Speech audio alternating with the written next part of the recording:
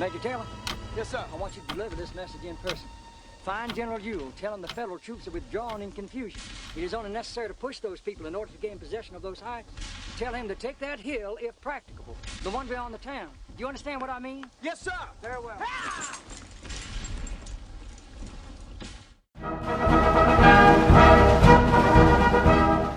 We are talking about the most controversial order of the American Civil War. Situation July 1st in the afternoon. The Confederates have smashed and sent the Union lines north and west of town. Sources claim that John Reynolds eyed Cemetery Hill as the key position here at Gettysburg. Now, Robert E. Lee realized he had to make the effort to take Cemetery Hill. He is going to send undoubtedly the most controversial order to Richard Stoddert Ewell, his commander of his 2nd Corps, and that order is going to tell Ewell to take that hill if practicable. The Oxford Dictionary describes practicable as able to be done or put into practice successfully. The Oxford Dictionary, in fact, has more than one definition.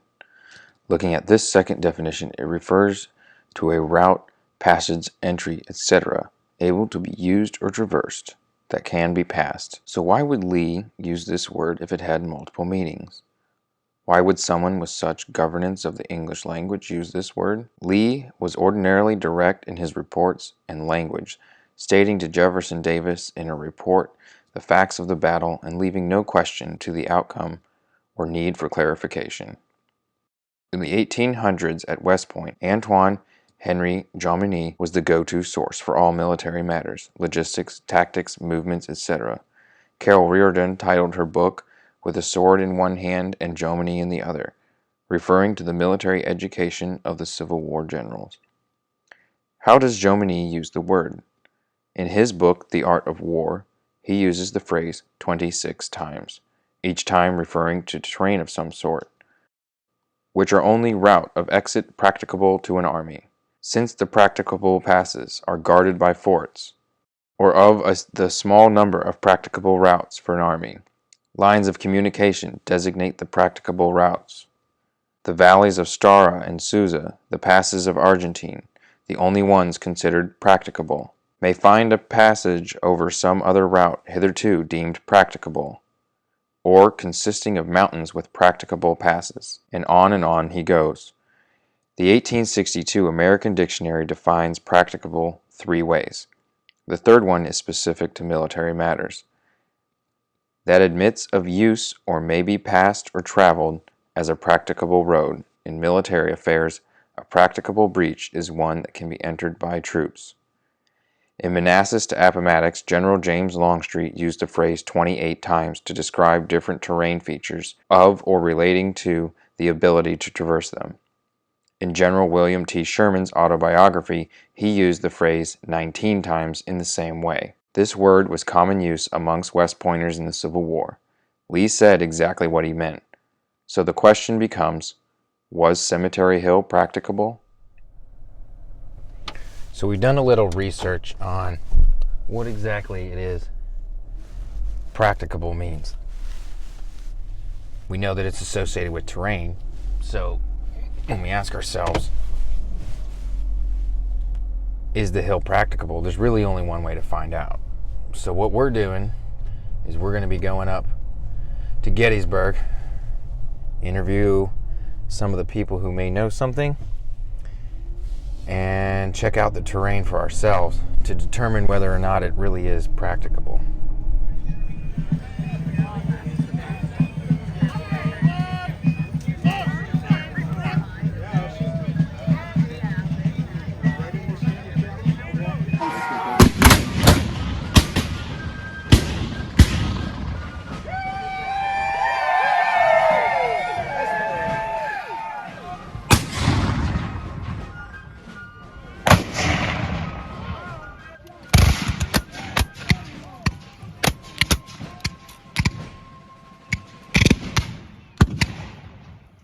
Yeah, I think there's a lot of factors. It's not just one factor. I think it's a combination of factors. If you really wanted to kind of get down to it, it is the combination, I think, of not knowing the area. Jeb Stuart's out there. You maybe there was a little bit of vagueness in your orders. Maybe the commander's thinking it's really my discretion whether I want to take that or not, if I can do that. And then you're thinking, my guys are tired, it's hot, I don't think we can take that hill because I see there's some Yankees up there. It's just, let's just wait a day and see what happens. The rebels had just been engaged in some incredibly heavy fighting. These men... Ewell was going to be frustrated with the prospect of a new assault with exhausted men. So Ewell really feels that this is on him to make this assault. As Ewell is spending time reconnoitering what's going on to the east, his chances of a successful attack, the timeliness, the effectiveness of this attack slowly slips away from him. They're gonna have to face a terrible bombardment from 85 guns posted in this area.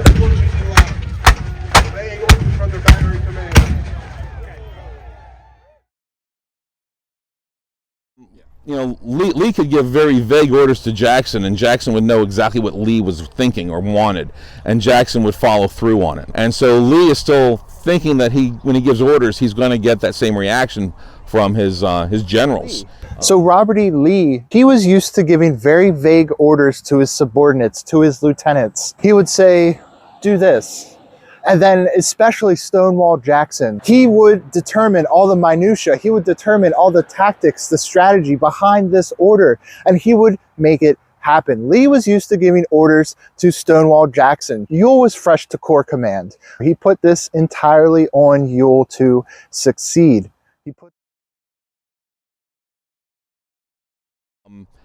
By saying if practicable to get the hill, for two things too. First of all, there is that possibility that the general's looking at it like it's not really practicable because it's very difficult, and I'm given the option from my own discretion whether I want to take the hill or not. The other thing too, with a lot of these guys have been marching for like 25 miles or more, and it's hot. We're talking temperatures like in the mid 80s. It's humid. Now a lot of these guys are from the south. They're not strangers to the heat, but it is kind of it's a hot march. So you get to a spot, now you're going into combat. Now you have to do that. They're exhausted. And so that's another factor into the situation people don't always figure. They always figure that they can just go ahead and take it if the orders are there. You know, he is kind of fighting blindly. You know, Jeb Stuart is somewhere. We don't know really where at this particular point. The hill could be very important. If they could have taken that hill, that could have been a very strategic point. Cemetery Hill. Directly behind me runs the Baltimore Pike. The Baltimore Pike being the Army of the Potomac's main supply line to Westminster, Maryland. I don't think Lee saw how much he was fighting against. I don't think he thought that the whole army was there. I don't think because he didn't have that information. But I do think that he also thought that if he told somebody, one of his generals, Ewell, that if it's practicable, I think he thought that he'd follow through with it, looking at it like, yeah, I can take that hill, like Jackson probably would have. That's what everybody says if Jackson was here. Okay, they are not in Virginia where probably there's some regiment or some company that it's their hometown, and the guys can tell them where all the little side roads are and all the little hills are, and look out for this stream over here, or this is muddy over here. They're going into Pennsylvania where these guys probably never set foot on before, and they're in an area. Now granted, there were Confederates that came through a few days earlier, but they don't really show up until they're coming down through Oak Hill on the first day's battle because they were going towards Harrisburg. But this area over here, this is all new. I mean, they have some maps of some sort. I mean, you know, they're not like looking without maps, I know, but it's how big is that hill? Is it small? Is it big? Is it rocky? Are there trees? Maybe they don't have the full picture of that as well because it's new territory to them too. We didn't have, as I stated earlier, we didn't have enough men to capture the hills at the time. When I did meet General Early, met up with General Ewell later in the day. You have to remember General Ewell was wounded at Gaines Mills, Second Battle of Manassas, and he lost a leg. So his traveling around Gettysburg, although sometimes he was on horseback, most of the time he was in a buggy. And I told him about the importance of capturing these hills, laid out the whole map and the topography of the area, and he understood that as a West Point graduate or a soldier himself. But he said, and I was explaining to him I needed 2 regiments, at least maybe 3, to capture this hill because of where my men were at and what they were doing at the time. And the sun is starting to set behind the mountain. He said to me, General, don't worry, General Johnson's men will be up soon, and we'll be able to get those hills captured before the night falls. And we did mention General Longstreet here. He wasn't in town yet. So where was General Johnston's 2nd Division of the 2nd Corps was west of town in a place called Scotland. Now they had orders to get over the mountain and come into this town of Gettysburg. Now when they got to themselves moving, a whole division of men, from Scotland, they got to the main road there, they bumped into General Longstreet, who was coming out of Chambersburg with General Lee. General Johnston's men gave way to the 1st Corps and let them pass. And by the time they passed and they were able to get on the road to come into Gettysburg, it was way late. They didn't arrive till 2, 3 o'clock in the morning. I went to bed that night realizing that General Johnston would be here, they'll have these hills taken. And when I got up in the morning and saw Johnston's still here, we almost got into a fist fight. General Ewell had to break us up. He said, General, we'll take those hills in due time. Standing here at the top of Cemetery Hill, we can determine whether or not it is indeed practicable by the terms and military uses of the time. Moving to the left, and as we pan past this monument here, just beyond that is the town of Gettysburg, which the Confederates have just taken on the 1st of July. As we look at this hill, we have to determine whether or not troops could traverse it.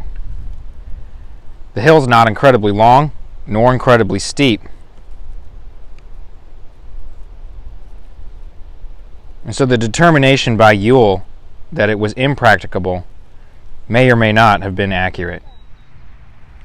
So now I'm standing here with the Union to my rear, and the Confederates would be coming up the hill in front of me. So one important thing to remember is that Ewell did not have as much reconnaissance as he would have liked to determine the strongest position of the hill. Now if we look at the hill behind us, we can see that you can't see anything coming from from the north. So what that means is that he would have no determination of how many troops were up here, what their strength or disposition was. And in that way, you can kind of give Ewell a pass. Lee, on the other hand, way back there, is seeing that this is a very key piece of terrain. This key piece of terrain would be vital to gaining the flank of the Union. And so therefore saying to take this hill if practicable means that he should take this if the men at his disposal can do so. What you see in front of you is the back side of Cemetery Hill. This is where all of the Union troops would have been assembling on the end of July 1st, and where they would have been positioned in the fishhook on July 2nd and 3rd. General Ewell, knowing that this was high ground, being a West Point graduate, and knowing what if practicable means when it refers to the military, should have made the determination that this hill needed to be taken. The fact that he froze is the point that needs to be questioned. Looking at this from Ewell's perspective, of course he doesn't know what's on the other side of this hill. It's obviously reinforced with Union troops. However, at Brenner's Hill, which is another elevated position, he has artillery support for the assault on this hill. The Union army is fleeing. They're on the run. Yes, he does not know how many there are, but he had to make the determination on a split second of whether or not this was a tenable or practicable position. This is a look from the base of Cemetery Hill. The statue up there is the top of the hill, the very top of the hill. You move across, you can see that yes, it is steep, but if you look at it, it's rolling. And what that means is that cannon is essentially useless because of the defilade. Same with small arms fire, which means you can get incredibly close to the Union line before taking on fire. There's also cover and concealment as you move up the hill, especially if you do so in a lower crawl as opposed to running. The last determination that almost all historians agree upon is that had General Jackson been in charge of the Corps at this time, this hill would have been taken. He was aggressive. He fought into the night. It actually cost him his life at Chancellorsville. And we see here that the hill is not that steep. It's tenable. The time of day, being in the middle of July with at least 3 to 4 hours of sunlight, he would have at least taken a chance and not allowed the Union to reinforce it on the 2nd of July. And then, having it been reinforced, he was unable to take it. But we also look at July 2nd, where they did attempt to take it. And they did take some of these positions, which means even that a reinforced Union position was still tenable. So on July 1st, when Ewell deemed this hill impracticable, given that Jackson would have taken it, given that he knew what Lee was talking about, begs the question, what was Ewell thinking? And that we will never know. To conclude this investigative journey, it's important to cover what we know. Lee was known for discretionary orders, allowing freedom of maneuver and movement to his subordinates. Something, according to Douglas Southall Freeman, Ewell was not accustomed to. Discretionary is not the same thing as ambiguous. As with all West Pointers in the Civil War, Lee and Ewell both would have been very familiar with the expert source on tactics, Antoine Henry Jomini. Practicable, according to the usage at that time, particularly with regard to military usage, was associated with terrain and its ability to be traversed. So to say, take that hill if practicable, meant take that hill if your troops can physically traverse it. Lee said exactly what he meant. So that leaves the lack of an attack to Ewell. What did he see, or rather, what did he not see? He did not know the forces beyond the crest. He had very little reconnaissance, as did Lee. Stuart was nowhere to be found at this time. Ewell had tired troops, casualties, and prisoners. He was also immobile and did not see the hill for himself, which leaves us a number of conclusions. Either he was not aggressive enough to obey the order given him, he did not trust his subordinates, as Trimble is quoted to having said that he would take that hill with a single brigade. Or he believed that it would be better to wait for James Longstreet and attack the next day or not at all. However you look at it, Ewell did not attack a position that was practicable. Lee said exactly what he meant. The order is only controversial today because it was not followed. The last point to realize is that Lee was far too humble and cordial to blame anyone else. As he said to Pickett's men as they retreated from the fateful charge, "This has all been my fault." Lee was a true military leader, taking responsibility for everything that happened or failed to happen under his command. But as far as Lee being blamed for an ambiguous order, as has been claimed by other historians and biographers, it's simply incorrect. Lee was not being ambiguous or controversial. He said what he meant, and the order was not followed.